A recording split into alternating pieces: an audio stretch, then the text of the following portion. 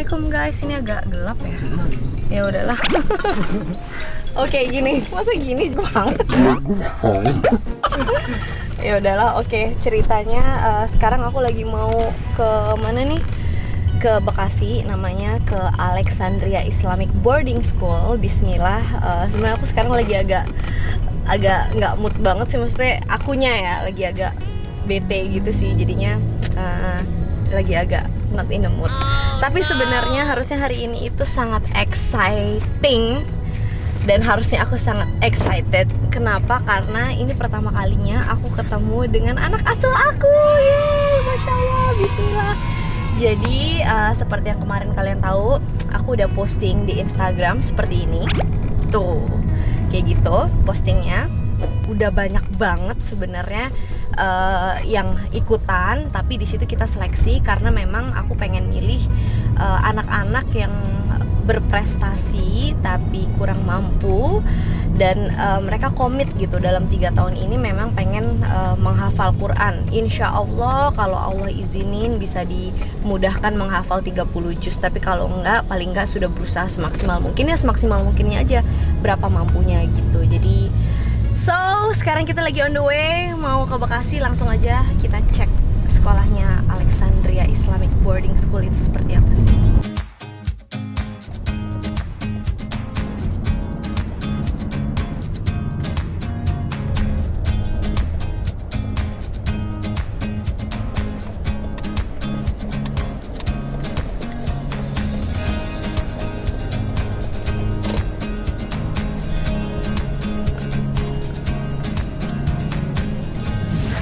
Masya Allah, kita lagi mau tour nih di Alexandria Islamic Boarding School. Ini ada ruang konsultan pendidikan, di sini ada ruang multimedia. Nah, konsultan pendidikan kita, itu dari kita mulai kelas 2, anak-anak tuh udah diarahkan, ini minat bakatnya kemana, prestasinya apa, kira-kira yang jurusan yang pas untuk mereka tuh apa gitu. Jadi konsultan pendidikan tuh fungsinya buat apa? Nah, konsultan pendidikan jadi bertanggung jawab, nanti biasanya yang fokus kita ke anak SMA, anak SMA mana yang mau melanjutkan ke perguruan tinggi mana gitu. Jadi itu dari awal udah disiapkan, kalau yang mau ke perguruan tinggi negeri. Kan biasanya tuh di kelas 3, kalau ini enggak?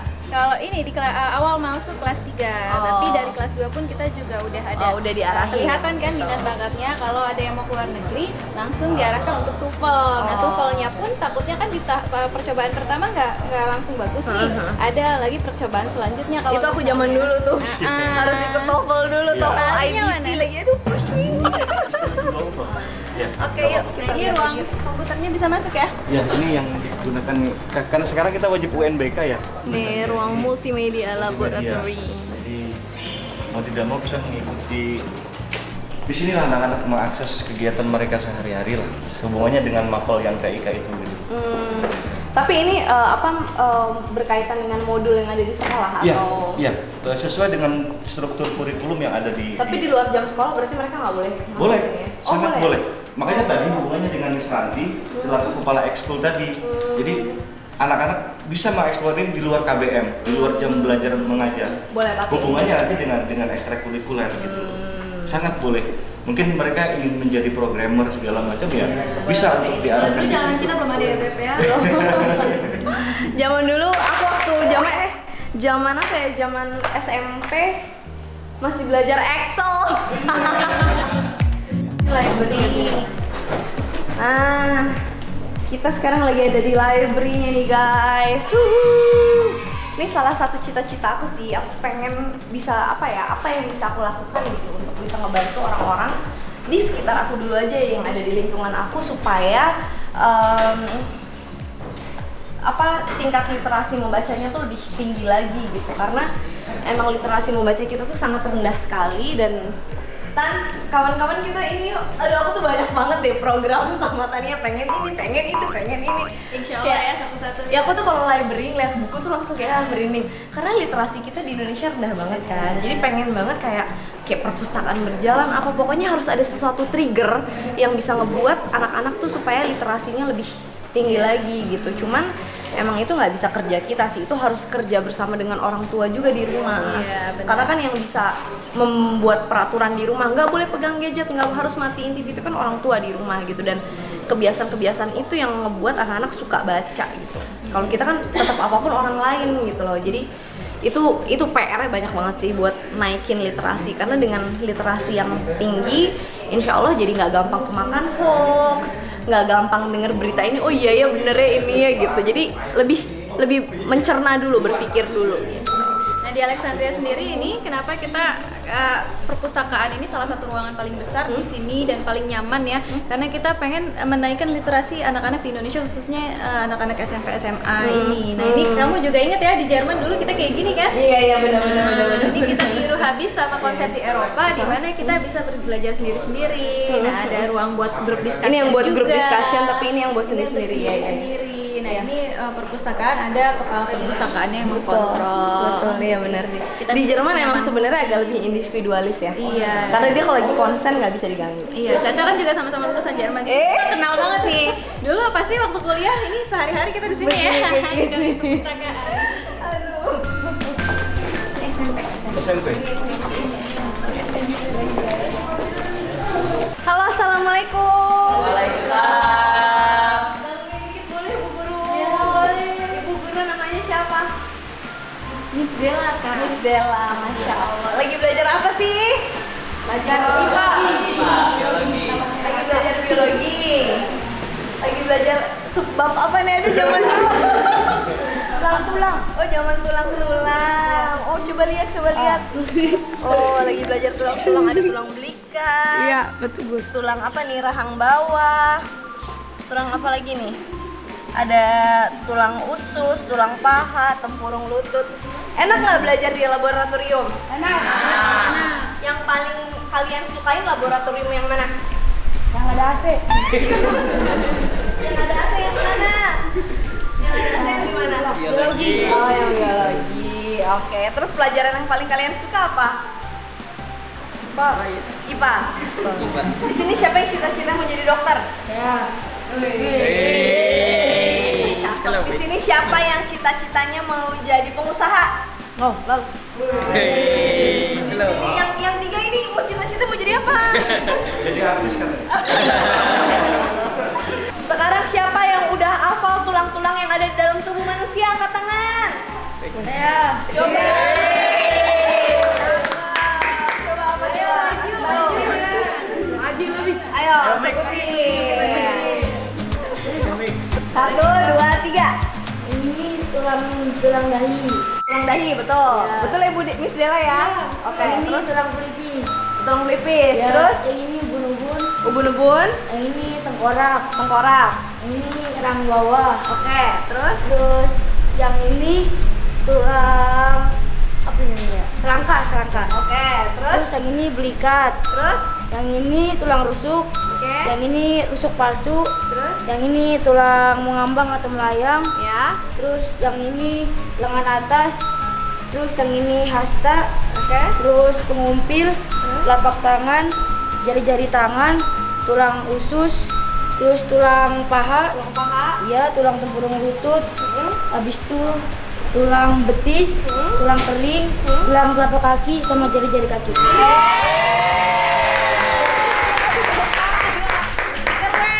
Keren. Oke, adik-adik selamat belajar semuanya ya. Dadah.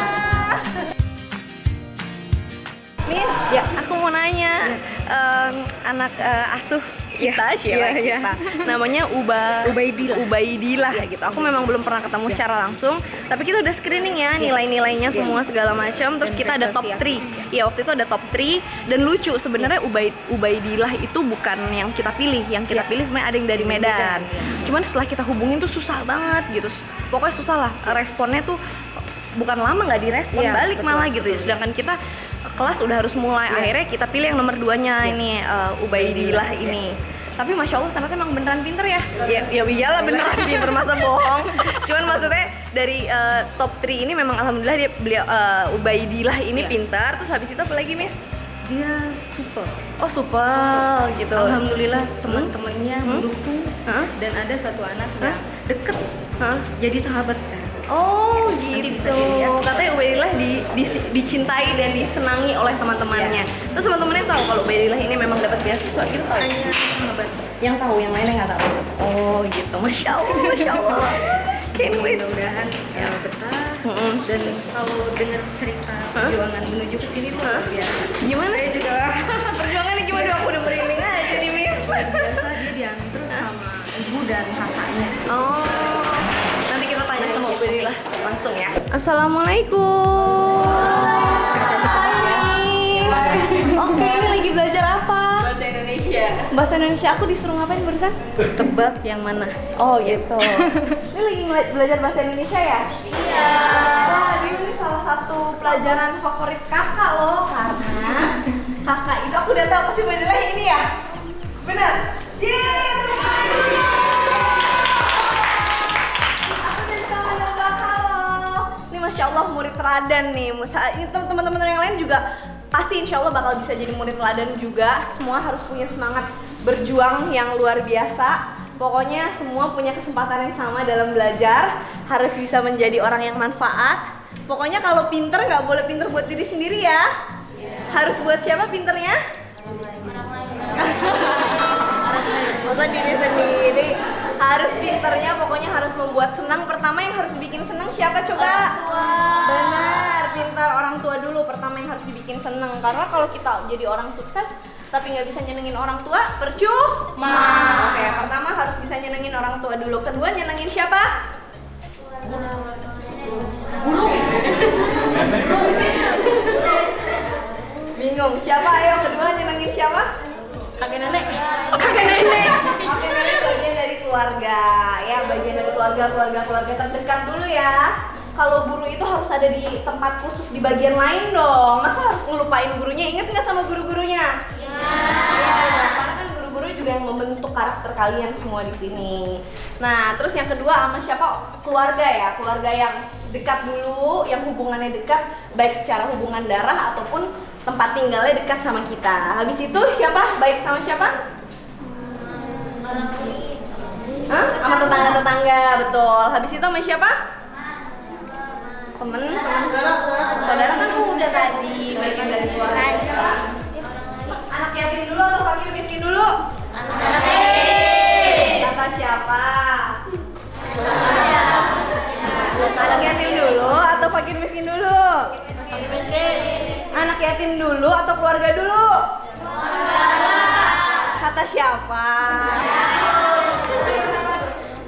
Jangan dong, harus kata Al-Quran, dicek dulu. Itu di Al-Quran surat apa ya, Miss ya? Ada di surat Al-Baqarah. Nanti kakak cek, nanti kakak masukin di vlog sini. Di surat apa?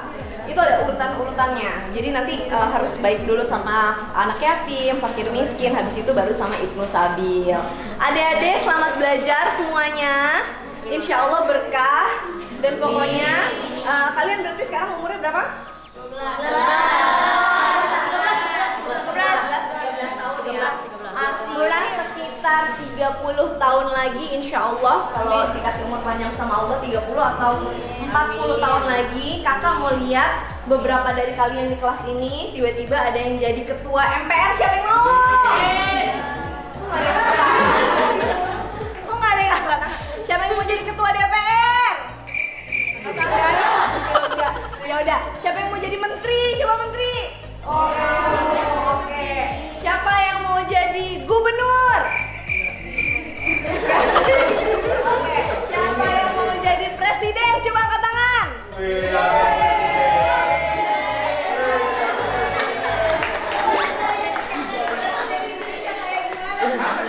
Jangan garu-garu kepala dong. Masa garu-garu kepala? Oke, bismillah ya. Pokoknya semua kakak doain sukses dan berkah semuanya insya Allah. Selamat belajar. Nanti kita kapan-kapan ngobrol lagi boleh ya? Dadah. Selamat belajar. Terima kasih Bu Guru. Ini ruangannya ada AC-nya ya? Iya. Terus kalau dicium tiba-tiba nyium bau ruangan. Tau gak sih bau apa? Bau ini penghapus, Iya. bau pensil, bau ballpoint. Nggak tahu ya kalau buat aku sih ini kayak aduh memoris waktu zaman SMP SMA. masuk ruangan pakai AC terus baunya tuh bau pensil, bau bukan krayon apa ya, pensil warna rautan gitu-gitu deh. Penghapus tuh baunya tuh bau anak sekolah, Cela, anak sekolah. Bentar ya. Nih kita sekarang masuk ke kelas 12 ya? Iya. Assalamualaikum.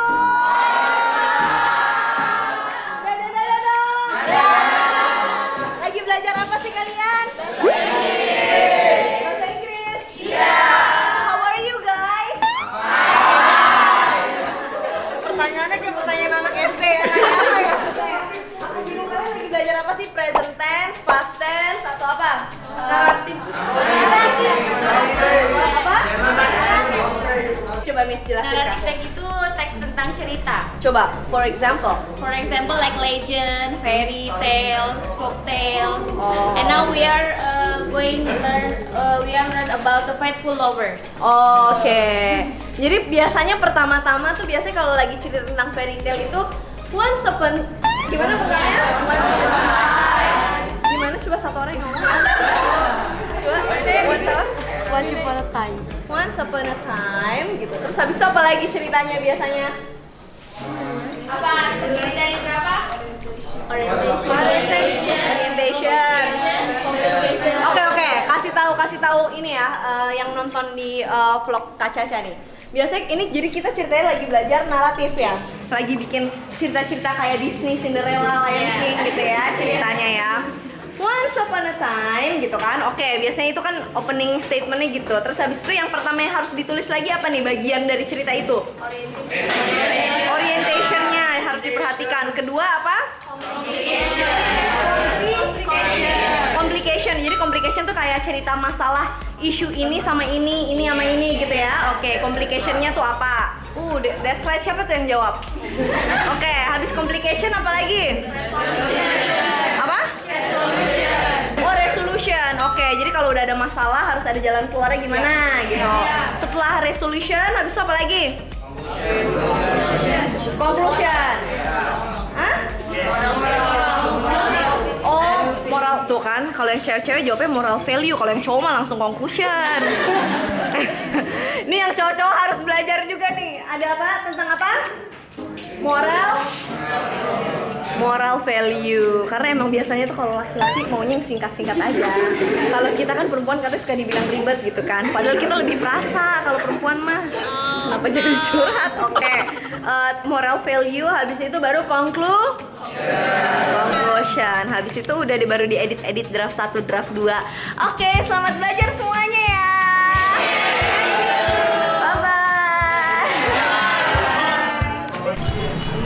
Halo, waalaikumsalam. Makasih banget ya atas beasiswanya. Ih, Masya Allah. Nanti kita ngobrol ya? Iya. Boleh ya? Boleh. Masya Allah. Makasih banget ya Allah. Alhamdulillah. Seneng nggak sekolah di sini? Ya, alhamdulillah senang kok.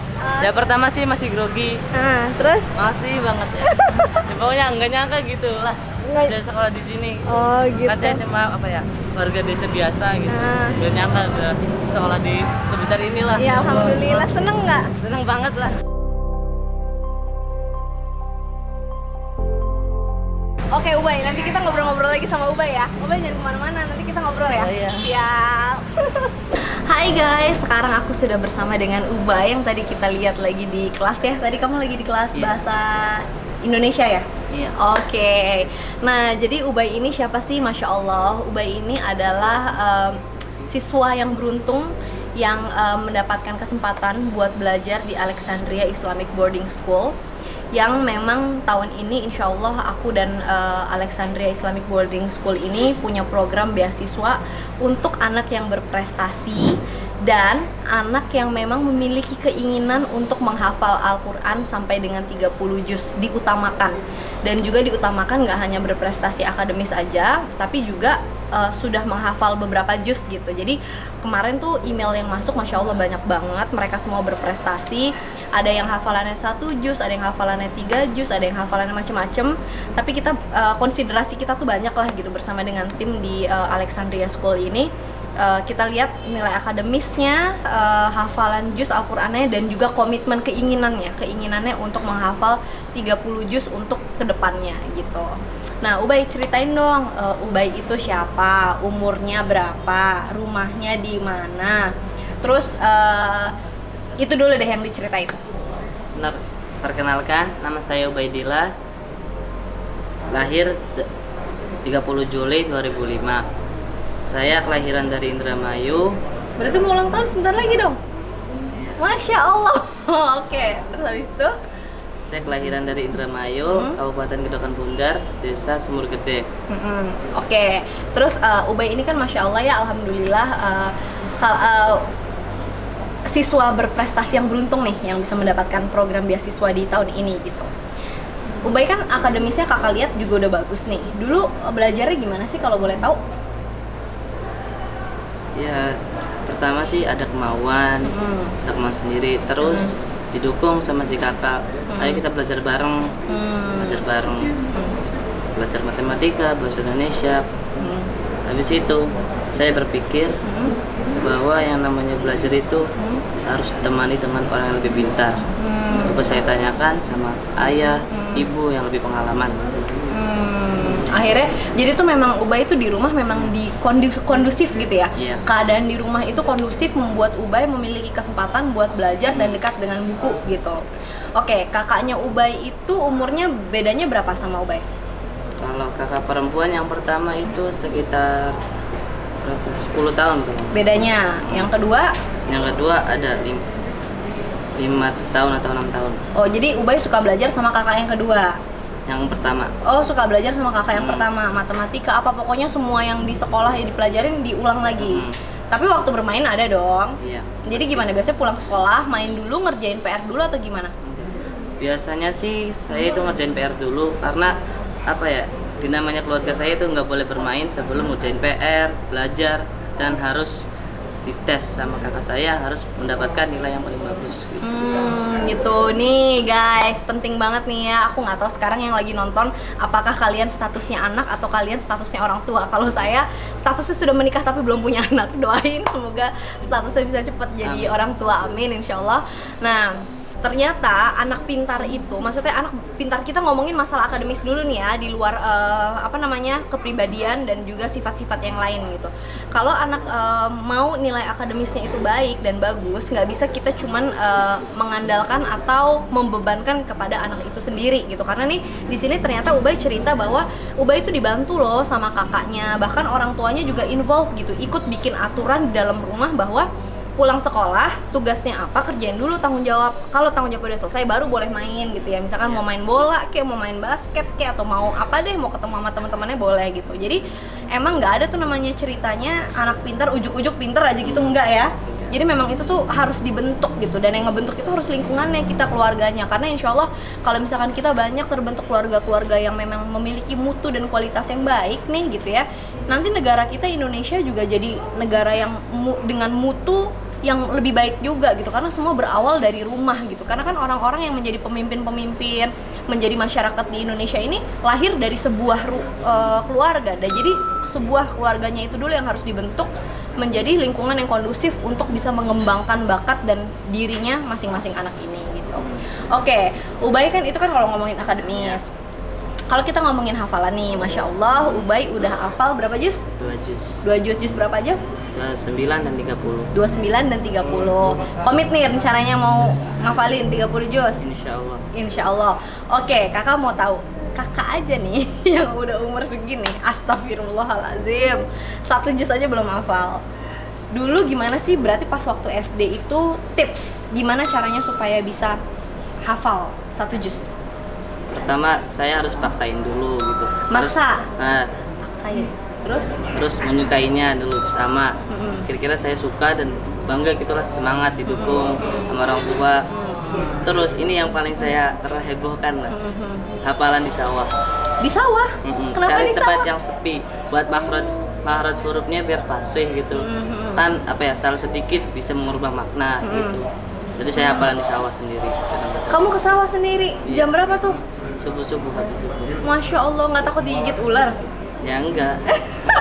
Kadang-kadang ditemenin gitu. Oh, kadang-kadang ditemenin. Karena kalau lagi di rumah ada adek ya? Iya pasti ribut lah. Oh. Apalagi pekerjaan ibu saya itu pedagang, tokoan gitu.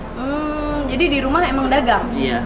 Bapak kerjanya apa? Kalau bapak dulu itu kayak orang Pertaminaan, mencari minyak tanah di bawah gitu. Oh. Sekarang udah pensiun, udah tua. Sekarang jualan sembako. Oh gitu, jadi pokoknya di rumah tuh berisik. Emang bener sih kalau kita mau ngafal tuh memang harus yang sepi, tenang gitu. Dan biasanya waktu hafalan itu tiap orang beda-beda ya. Ada yang habis isya sukanya sebelum tidur, ada yang begitu bangun tidur fresh subuh-subuh. Nah itu tuh nggak bisa dipaksain juga, kita harus tahu ritme enaknya kita, tiap masing-masing orang tuh beda gitu. Nah terus Ubay pernah mimpi nggak sih bakal sekolah di Alexandria School? Ya pertama sih mimpi ya, mimpi sulit dipercaya gitu. Itu mimpi apaan kata ibu saya? Paling cuma hayalanmu doang. Ya bisa saja bu, saya mimpi kayak gitu. Siapa tahu ada di bawah artis lah, di bawah sama tetangga lah atau siapa lah. Yang penting kan kita apa ya, usaha dulu gitu, belajar. Yang keluarin apa usaha-usaha kita dari kecil, dari sekarang gitu. Tapi mimpi itu sebelum program ini ada atau gimana? Atau setelah program ini ada? Maksudnya sebelum Ubay tahu ada program ini, Ubay itu bermimpi pengen sekolah yang lebih baik dan lebih apa ya, kayak nggak terpisah apa ya, pokoknya dengan sekolah yang di luar biasanya deh gitu. Iya deh. Kayak gitu, mimpinya tuh kayak gitu. Terus tiba-tiba tahu ada program ini gimana awalnya? itu sih cuma iseng-iseng kakakku doang. Gitu kan, kakakku pernah menang lomba hijab dari Kak Caca. Masa dari saya aku juga pernah. Nah, oh, hijab. Oke. Dia dapetin, dia bahagia banget. Terus ada program beasiswa, coba deh masukin UPED. Kan nggak beritahu saya dulu, dia langsung bawain rapot lah, akta apaan itu. Pokoknya dia rahasia deh, nggak boleh tahu gitu. Oke, baik kata aku. Udahlah, biarin lah, kakak iseng-iseng tahu-tahu apa ya, kita itu pas di mana gitu. Terus Kak Caca nelpon dari WA, selamat ya Ubaidillah. Terus? Nggak bisa jelasin deh. Masya Allah, tabarakallah. Kaget ya tiba-tiba ya, Masya Allah, itu rezeki banget itu buat Ubay. Sebenarnya itu rezeki dari Allah, cuman kan yang namanya rezeki dari Allah kan jalannya macam-macam. Bisa dari orang tua kita, bisa dari tetangga kita, bisa dari keluarga kita, atau dari mana aja gitu.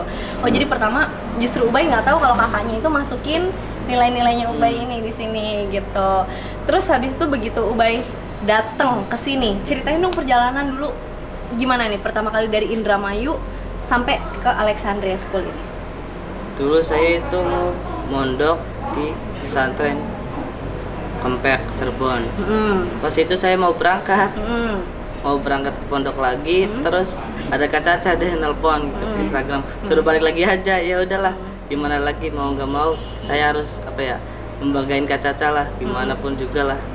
Terus saya kesini dengan shock itu, ibu saya nggak percaya saya itu sekolah di sini yang gede banget, yang luas, yang super mewah lah pokoknya. Saya kan dari keluarga orang biasa, nggak mungkin kebayangkan lah sekolah kayak di sini. Gitu. Terus habis itu perjalanannya gimana sih dulu? Baik kesini naik apa? Naik bus. Naik bus. Yang nganterin siapa aja? Kakak sama ibu. Kalau bapak itu sudah tua. Oh, bapak soalnya sudah tua, jadi bapak di rumah aja gitu ya. Tapi bapaknya ridho dong. Iya pasti. Ubay buat sekolah di sini, oke. Terus pas perjalanan naik bus, berapa lama dari Indramayu ke sini? Sekitar 6 jam. 6 jam. Begitu nyampe sini langsung nyampe di depan sekolah ini atau berhenti di mana dulu? Di halte dulu atau di mana? Di halte dulu. Oke. Terus habis itu kesininya naik Naik itu Grab. naik Grab. Terus habis itu kesini ketemu sama siapa? Ketemu sama siapa ya? Nggak ada siapa-siapa gitu. Cuma satpam doang. Oke, terus habis itu begitu udah masuk ke sini, terus Ya langsung ibu saya itu kaget, ini sekolahanmu ya Bet? Nggak mungkin. Ayo kita pulang aja, ini kayaknya bukan sekolahan deh, kayak museum atau apa gitu. Gede banget gitu. Masya Allah. Saking Terus? terbayangkan, nggak percaya. Masya Allah. Gitu. Terus habis itu Terus saya masuk, ya saya mulai gemetar gitu kaki saya, ini sekolahan atau bukan sih? Masya Allah. Terus habis itu Habis itu apa ya, dengan terpaksa ya udahlah saya terima aja gitu. Pertama sih saya nangis gitu. Kenapa nangis? Ya sulit percayalah saya udah bisa di sini. Pertama, Alhamdulillah. dua temannya masih belum kenal. Terus? Ketiga, ini kamar apa hotel sih? Masya Allah, oke.